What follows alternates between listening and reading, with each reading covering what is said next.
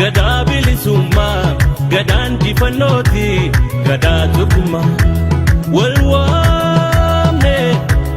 awaanne wal jala amma yerooni geesse yeroon walii galee gallu alaa garamana baagataa garamana baagataa garamana baagataa garamana baagataa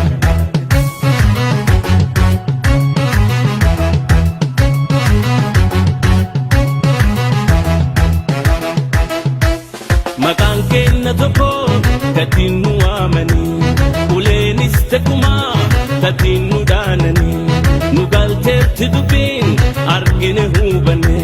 wal malee oromoon akka firan qabne beelomnee dheebonne haala gana nuun kutu ta'e nuti kolfaa inni keenya nyaatu dhagay dhagay dhagay dhagay hoo hoo hoo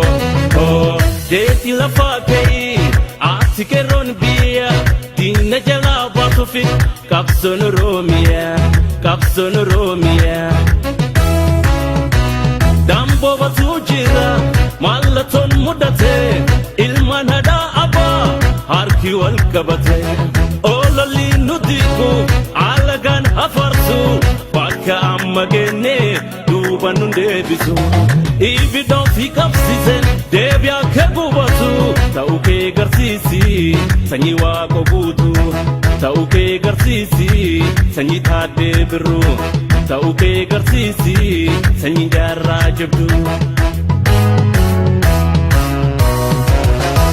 akka durii miti uummannu bosonaa himbaalu biyya isa keessa teenee isumaaf hojjannaa himbaalu biyya goota biyyaa bayuu didee biyya ta'e himbaalu biyya guutamaa hawaasiif fakkeenya nu ta'e himbaalu biyya nadhii gammadaatu fakkeenya nu ta'e himbaalu biyya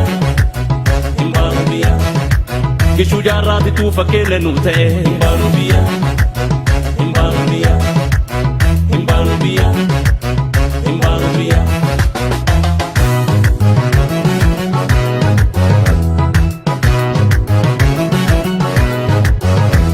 gadaantu gadaa bilisummaa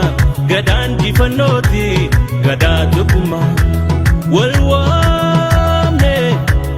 awaanne wal jala amma yerooni geesse yeroon walii galee gallu alaa garamana baagataa garamana baagataa garamana baagataa garamana baagataa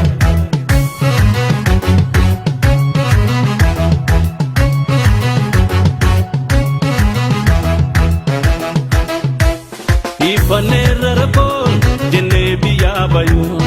argineerra humaa furmaate nuun ta'u biyya teennarratti lolle jimbiilfanne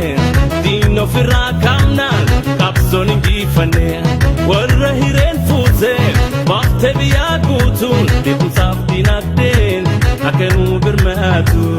dhagay dhagay dhagay dhagay hoo hoo hoo hoo deeti lafaa ka'ii ati keroon biyya diina jalaa baatuufi qabsoon oromiyaa damboo batuu jira mallatoon mudate ilmaan haadhaa abbaa harki wal qabate ololli nu diigu alagaan hafarsu bakka amma geenne duuba nu deebisu ibiddoo fi qabsiisen deebi'a akka gubatu ta'uu kee garsiisi sanyii waaqa guutu ta'uu kee garsiisi sanyii taaddee birruu ta'uu kee garsiisi sanyii jaarraa jabdu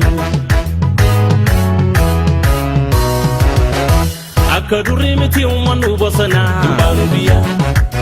himbaalu biyya isa keessa teenee isumaaf hojjannaa himbaalu biyya goota biyyaa bayuu didee biyya ta'e himbaalu biyya bakaalaa dawaanuu fakkeenya nu ta'e himbaalu biyya Nagasawa gitu fakkeenya nu ta'e himbaalu biyya Hussein jimaatu fakkeenya nu ta'e. Imbaalu biyya.